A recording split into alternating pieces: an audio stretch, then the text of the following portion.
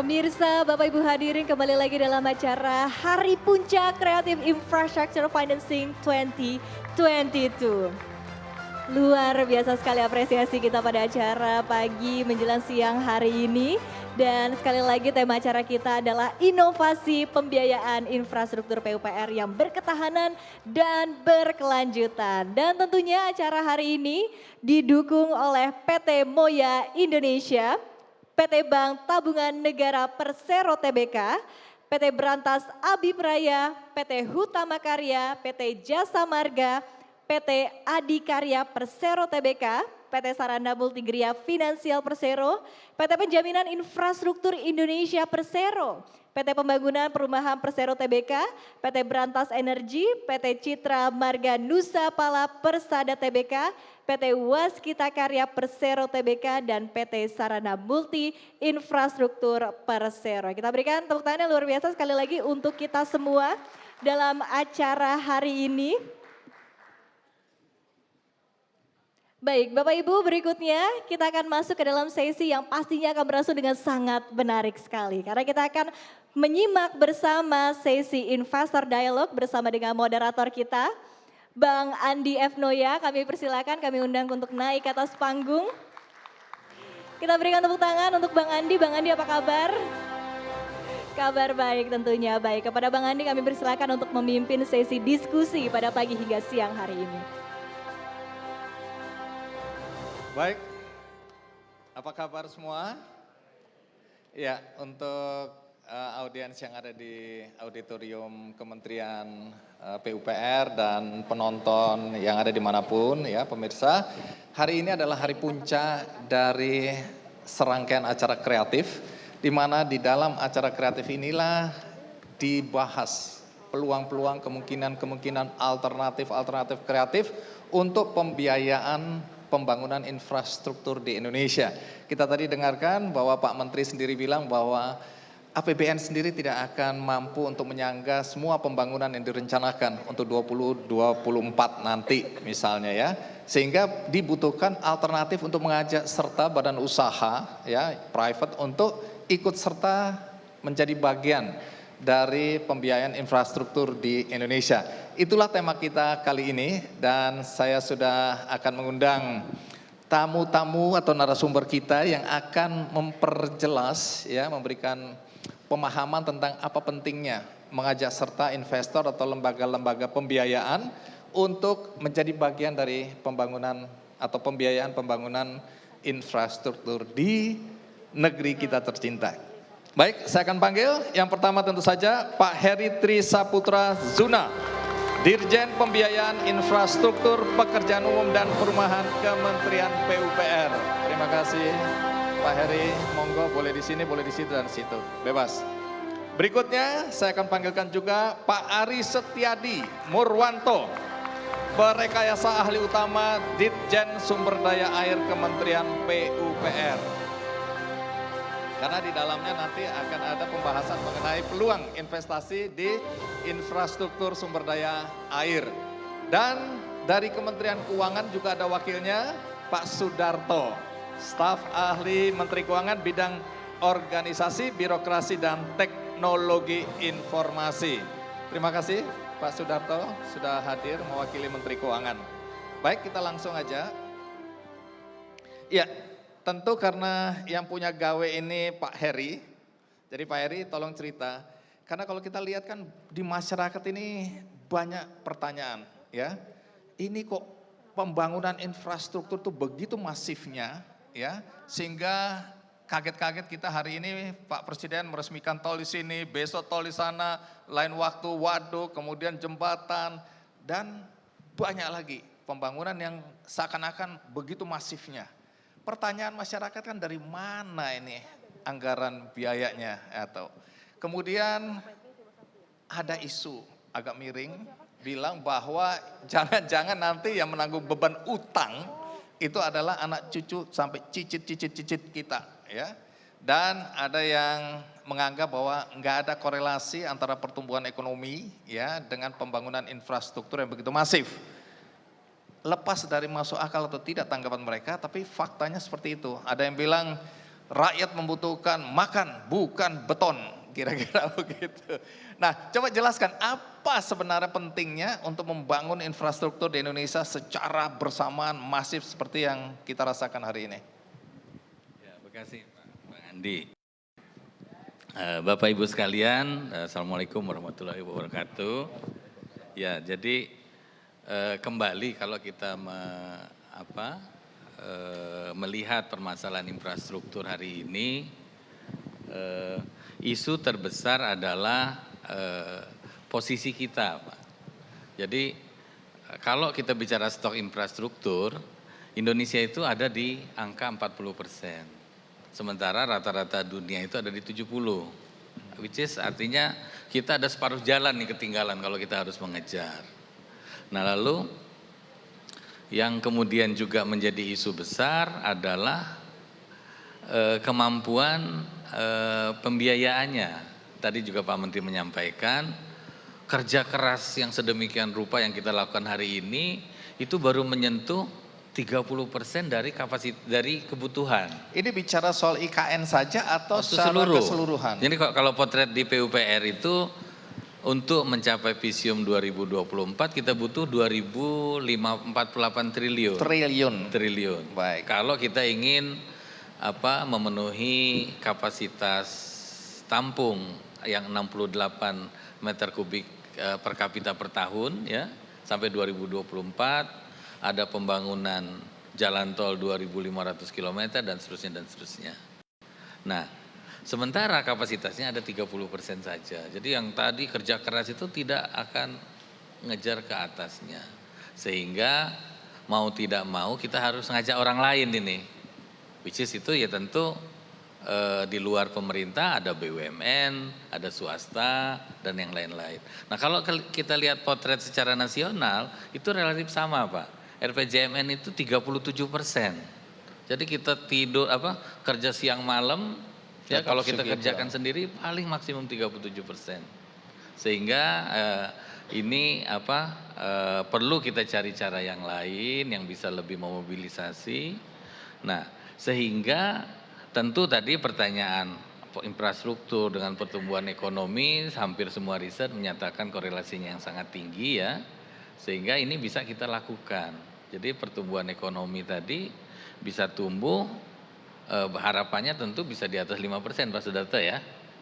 Kalau lihat Vietnam di belasan loh Pak Sudarto. Jadi ini kalau ini bisa kita kelola dengan baik tentunya akan besar yang kita manfaatkan. Baik, kalau boleh tahu peluang apa saja yang dibuka ya dalam konteks pembiayaan infrastruktur Indonesia ini kepada investor atau lembaga-lembaga pembiayaan? Kalau di PUPR kita ada 4 infrastruktur. Yang pertama tentu jalan jembatan yang lebih kakak tua lah. Kakak tua dalam artian dia udah lebih duluan.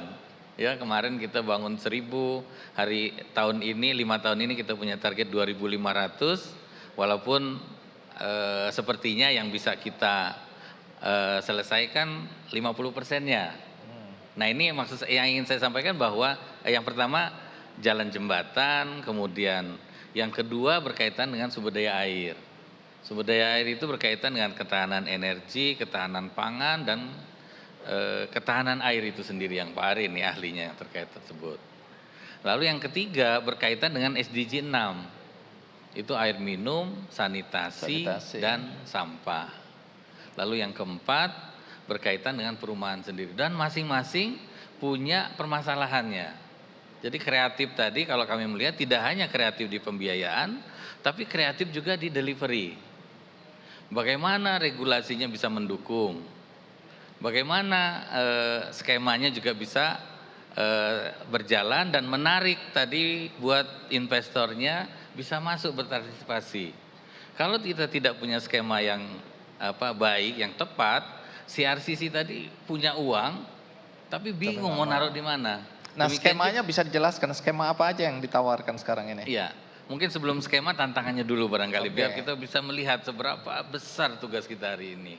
Ya, tadi di konektivitas, ya mungkin ke depan kita harus punya 2.500 kilo setiap 5 tahun. Kalau melihat target kemarin ya Pak ya, sebelumnya kan 1.000 kilometer ya. Ya, nah Di sana ada isu pengadaan tanah, di mana Pembebasan lahan. permasalahannya kebutuhannya itu 100 triliun untuk 2.500 kilo dalam 5 tahun. Nah ini pun harus kita selesaikan, karena kalau berdasarkan ketersediaan dana APBN yang ada, paling 10 sampai 20 triliun per tahun, 10 rata-rata seperti itu. Sehingga kita selalu ke belakang, sehingga tadi kenapa hanya 50% yang kita bangun, karena kita nggak siap dengan tanahnya. Nah creative financingnya kita harus muncul, tapi kita harus strukturkan dulu.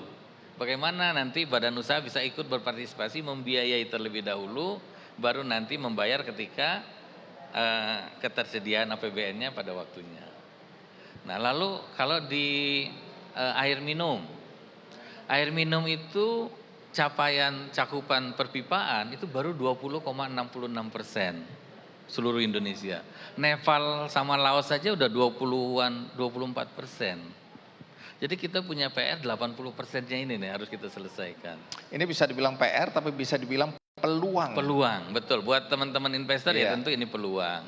Nah, agar ini bisa kita lakukan tentu kita harus melakukan transformasi kalau di air minum.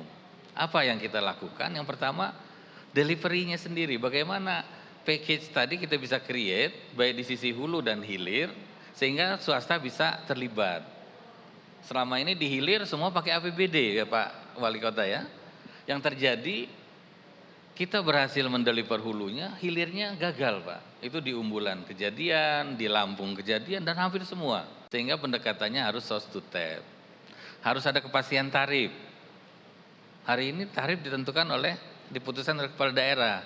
Saya bilang, kenapa tidak diambil oleh Menteri PUPR? Sehingga tarif itu pure, ya, technical consideration, pertimbangan teknis seperti itu. Nah, lalu juga skema tadi. Lalu yang selanjutnya perumahan. Perumahan itu ada 12,7 juta backlog tahun 2021. Artinya itu 12,7% yang tidak bisa terpenuhi. Bukan, ya? juta Pak. Oh juta, sorry. Juta. Keluarga Iya. yang belum punya Yang rumah. belum punya rumah di tahun lalu. Pertumbuhannya ada 680.000 setiap tahun. Jadi kalau kita punya program, nih program ya, katakan 1 juta setiap tahunnya, itu baru akan habis hitung-hitungannya tahun 2062. Nggak ngejar. Hari ini subsidi kita di 300.000. Jadi ini memang harus kita cari solusinya. Ya. Baik. Nah, Tadi tadi kalau ditanya skema apa? Tunggu, sebelum sampai ke skema, target ya, Ya. untuk menyelesaikan yang sisanya yang belum mampu dipenuhi anggarannya oleh pemerintah, itu berapa sebenarnya target dari 2.000 sekian triliun tadi yang mau dicapai dengan investasi atau pembiayaan badan usaha? Ya, kalau tadi kemampuan kita 30%, berarti yang sisanya 70 inilah yang menjadi challenge, tantangan. Jadi cara melihatnya mungkin beda-beda ya. Kalau dari kami, dari pemerintah adalah bagaimana menerjemahkan 70% ini menjadi pipeline, menjadi proyek-proyek yang siap kita tenderkan. Itu tugasnya PUPR. Tapi dari pihak badan usaha tentu bagaimana mereka bisa berinvestasi di sana. Demikian juga dari perbankan dan pembiayaan yang lainnya. Baik, kalau skemanya apa yang mau ditawarkan? Yang hari ini yang sudah ada itu adalah KPBU, kerjasama pemerintah dan badan usaha. Ini secara gimana? Public private partnership itu ya. Ya, ini secara regulasi sudah mature ya, aturan-aturannya sudah in place ya, sudah lengkap, dan kita juga punya presiden yang banyak, jadi badan usaha sudah yakin juga dengan skema ini. Nah, yang perlu kita lakukan terhadap ini adalah bagaimana prosesnya bisa cepat, karena kita ngejar dari 40 ke 70. Jadi tidak bisa kita bikin studinya 3 tahun, ya kalau bayangan kami dalam waktu 1 tahun kita udah harus bisa melakukan studi termasuk pengadaannya. Sehingga next year-nya kita sudah bisa konstruksi dengan catatan nanti readiness kriterianya juga harus kita lakukan secara paralel dan di depan seperti Baik, itu. nanti saya akan tanyakan lebih lanjut Pak Heri, berkaitan dengan benefit apa yang didapatkan oleh calon investor nanti di dalam proyek-proyek yang akan ditawarkan kepada mereka ya atau lembaga-lembaga pembiayaan. Dan kemudian rasa aman ya, kalau kita invest kan kita juga harus merasa bahwa secara legalisasinya juga aman gitu ya. Jangan sampai ganti pemerintah, kemudian ganti kebijakan, uangku hilang di situ ya. Nah, saya ke Pak Ari dulu. Pak Ari, kalau di infrastruktur sumber daya air, apa yang menjadi maskot yang mau ditawarkan kepada investor yang pasti menguntungkan atau menarik untuk orang invest di situ? Apa saja itu? Baik, terima kasih Bang Noya. Yang pasti dulu, secure nggak uang saya, investasi saya Ya, itu itu pasti dulu. Itu kan. Nah, izinkan saya menjawab dari sana dulu. Iya, kan, iya. ya.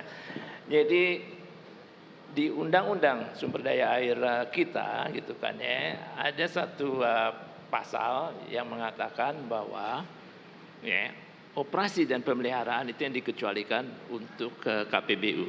Ya. Tapi kita dalami, kenapa sih ada pasal itu? Karena tersakup di situ adalah alokasi air ya, dan perizinan. Sehingga nanti akan kita turunkan ya, bahwa dan diatur oleh PP, dikecualikan itu, yang lainnya boleh. Jadi secure Bapak mengenai hal tersebut. Oke, ini pasal 57 ayat 7-nya ya. Iya Bapak Oke. ya, yang di sana kan kita Dan ayat 8. Jadi aman untuk Bapak dan Ibu semuanya buat berinvestasi, karena KPBU tanpa operasi dan pemeliharaan itu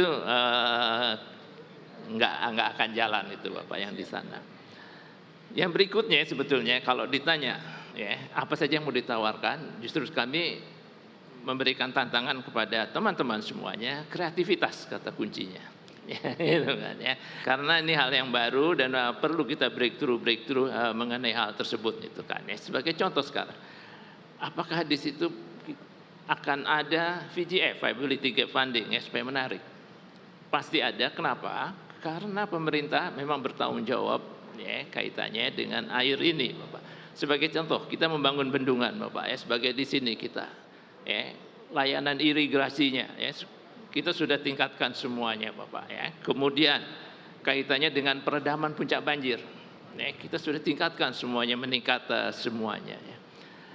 Ada yang perlu kita gali. Tadi Pak Dirjen sudah katakan air baku ya, kemudian tadi ketahanan energi karena kita punya potensi PLTA dan PLTM. Tapi ada satu lagi dengan kemajuan teknologi yang baru kaitannya dengan pembangkit listrik tenaga surya apung. Ya, kenapa masalahnya kan lahan yang di sana dan kita punya daerah tampungan waduk, ya, daerah genangan waduk ya, yang bisa kita pasang di sana. Pertanyaannya lagi sekarang, Pak, peraturan Pak Menteri hanya boleh 5%, nggak menarik. Ya, kita sedang ubah, ya, kita tingkatkan pendekatannya kombinasi antara pembatasan administrasi dan teknik. Ya, di sana Ini sehingga dasar hukumnya juga kuat ini ya. iya Bapak, ya supaya ada kepastian. Kalau 5% nggak menarik gitu ya, di sana. Ya. Kita buka tapi tetap aman buat bendungannya. Ya, jadi ada di sana. Yang berikutnya kita akan main dari hulu ke hilir. Ya, pertanyaan berikutnya Pak, kita bisa membangkitkan listrik, tapi susah berjualnya. Negosiasi ya dengan PL dan lain-lain.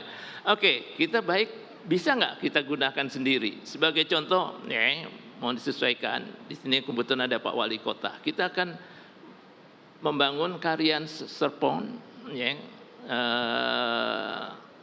kanal sistemnya di sana. Dan dia perlu booster. Kita punya bendungan Karian di sana, ada PLTM-nya dan punya potensi tenaga apungnya. Ya.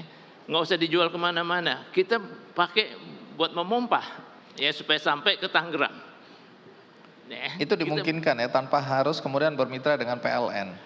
Ya, kan kita pakai jadi independent power producer di sana, Bapak. Sebagai contoh, karena dekat sekali digambar di sini ya. Jadi ada bendungannya, ya kita pompa masuk ke sana.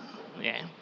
Nah, yang berikutnya, ya, kita sudah menorong. Ya. Sebagai contoh, kita akan mulai di Lombok dengan high level, ya.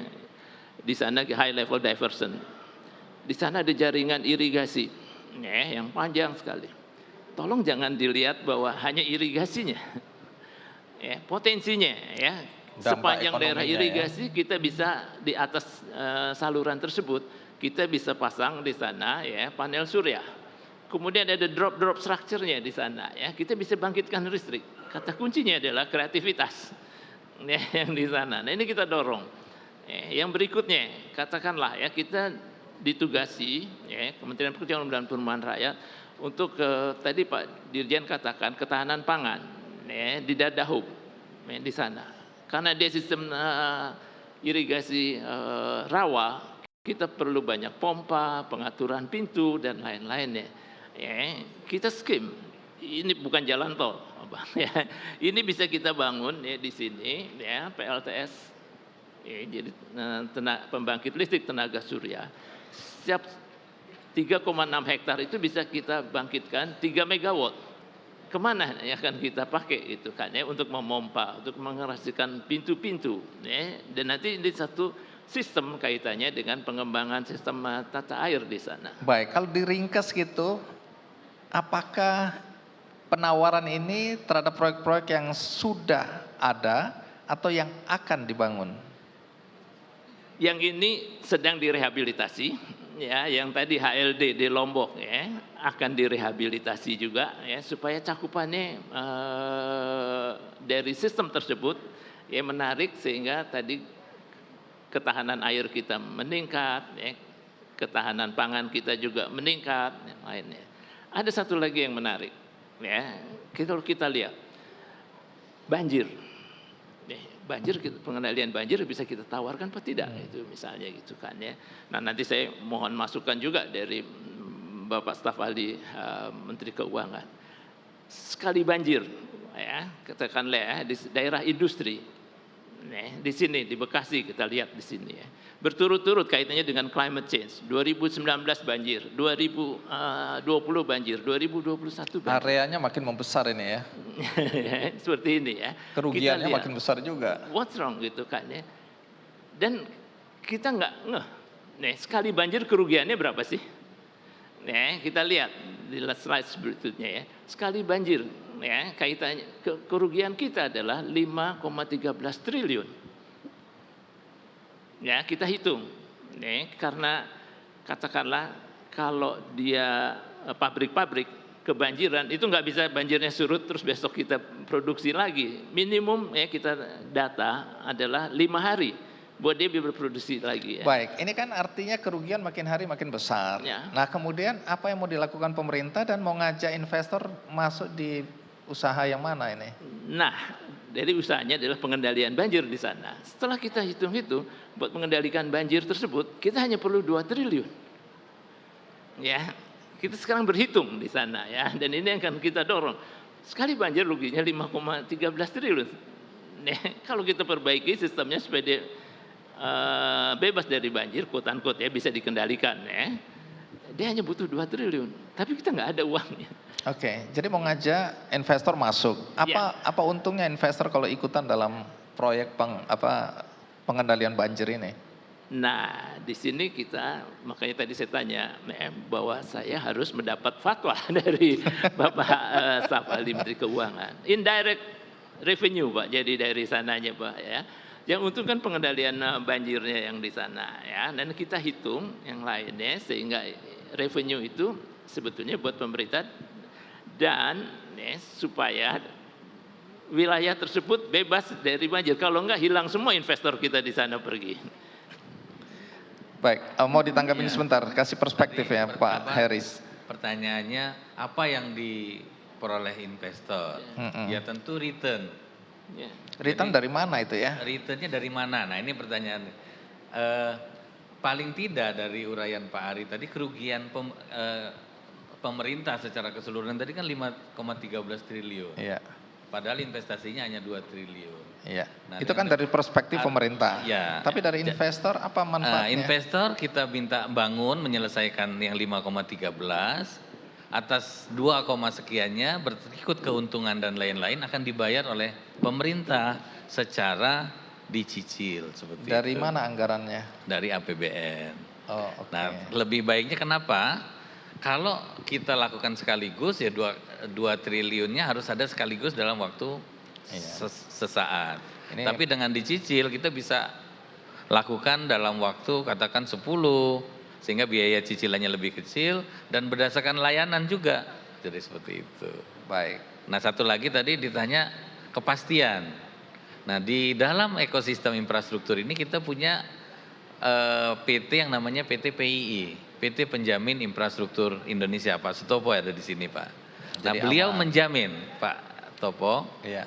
Jadi semua infrastruktur yang kita KPBU-kan akan dijamin oleh beliau. Jadi investor sehingga nggak usah aman, khawatir gitu, ya. Gitu kira-kira. Oke. Jaminan ini apa jaminannya?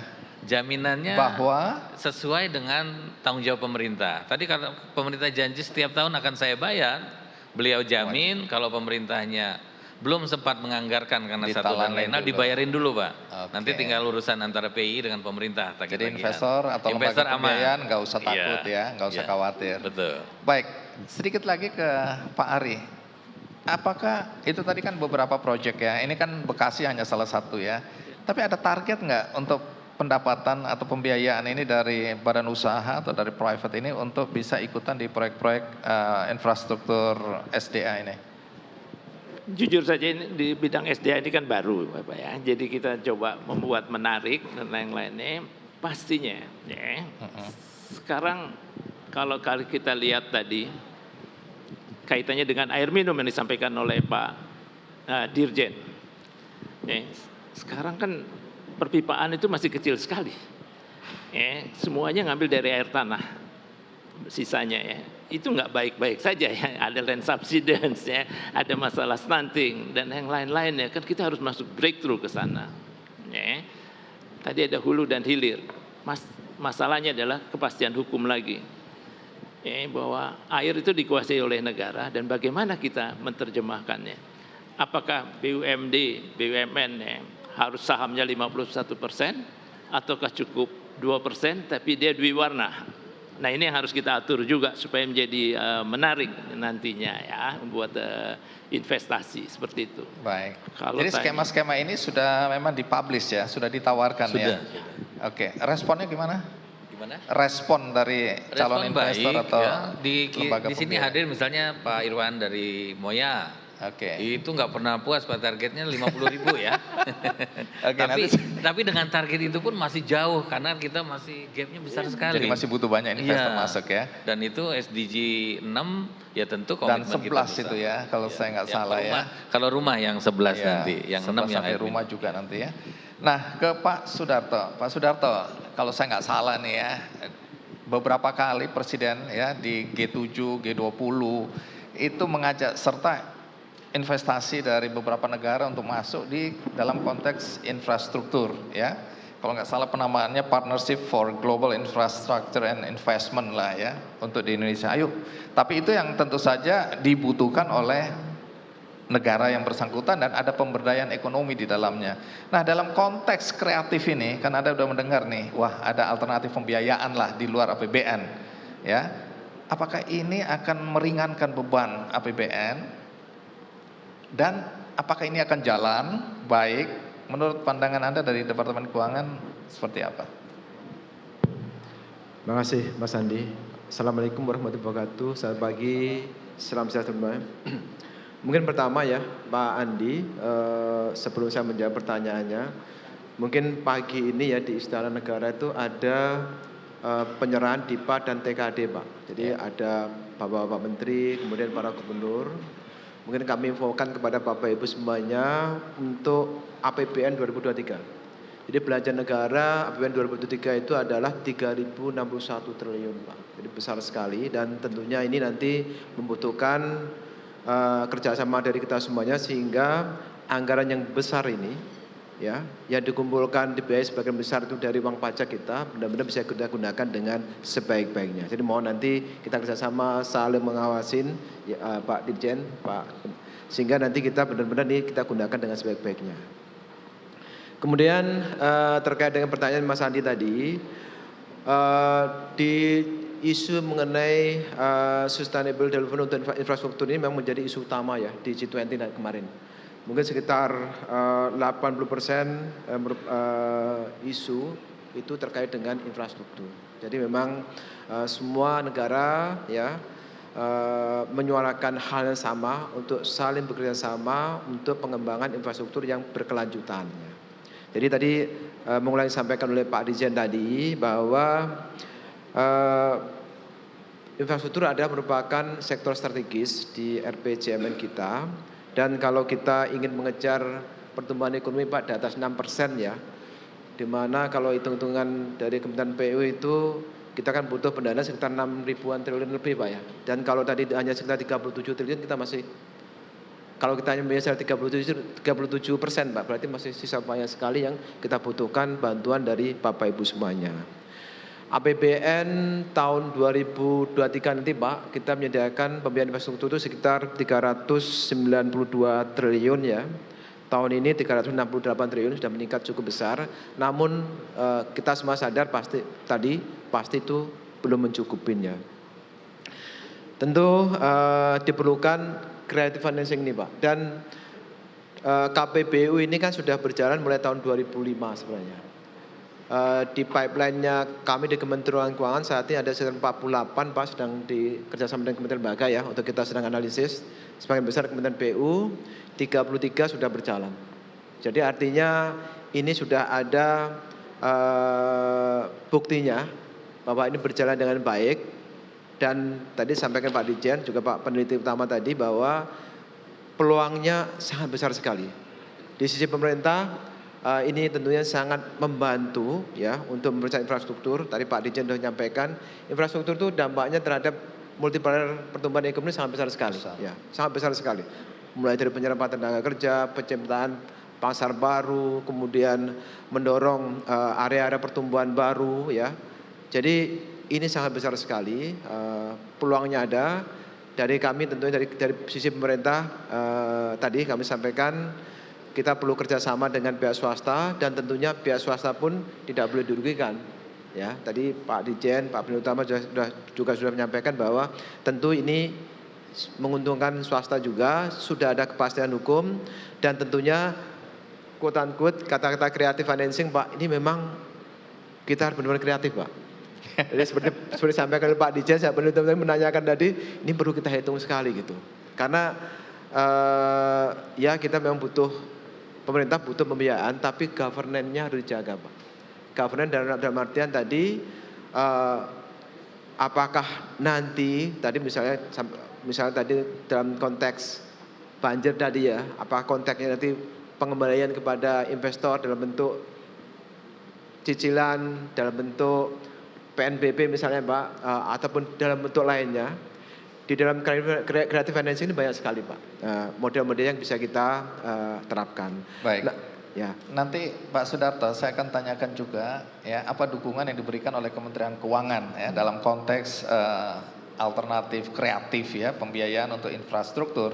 Karena apapun juga tadi kan ada sebutkan bahwa APBN sendiri tadi mengalokasikan sekitar 300 triliun ya, dari 3.000 yang Anda tadi sebutkan ya, DIPA. Ya, 3.061 triliun untuk anggaran 2023, untuk infrastruktur sekitar 392 triliun. Oh, sudah nyaris 400. Ya. Tapi itu pun jauh dari pemenuhan target yang direncanakan oleh pemerintah dalam hal ini yang dilaksanakan atau dilakukan oleh PUPR ya. Nah, ini menarik. Apa yang membuat nanti Kementerian Keuangan mendukung gagasan dari pembiayaan alternatif kreatif dari Kementerian PUPR? Tapi kita harus break dulu ya, dan kita akan tanyakan karena di sini ada beberapa investor dari dalam dan luar negeri yang nanti merespon apakah ini memang menarik ya untuk tujuan investasi. Kemudian tadi Anda sudah sebutkan bahwa ada undang-undang yang mengatur ya di SDM maupun di semua sektor, di perumahan juga begitu, tol, jembatan, waduk itu pasti disiapkan untuk itu ya. Tapi bagaimana respon mereka nanti kita dengarkan. Sekarang kita break sejenak. Kita akan segera kembali.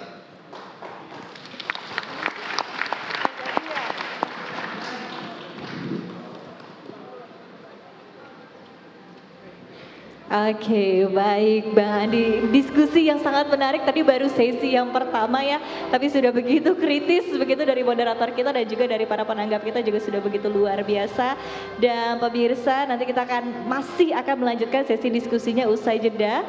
Namun sebelumnya kami akan mengingatkan kembali bahwa acara hari ini sepenuhnya didukung oleh PT Moya Indonesia, PT Bank Tabungan Negara Persero Tbk, PT Berantas Abipraya, PT Hutama Karya, PT Jasa Marga, PT Adikarya Persero Tbk, PT Sarana Multigria Finansial Persero, PT Penjaminan Infrastruktur Indonesia Persero, PT Pembangunan Perumahan Persero Tbk, PT Berantas Energi, PT Citra Marga Nusa Pala Persada Tbk, PT Waskita Karya Persero Tbk, PT Sarana Multi Infrastruktur Persero. Dan sekali lagi sesi diskusi masih akan kami lanjutkan usai jeda. Dan pemirsa, Bapak Ibu hadirin jangan kemana-mana, tetaplah bersama kami di CNBC Indonesia.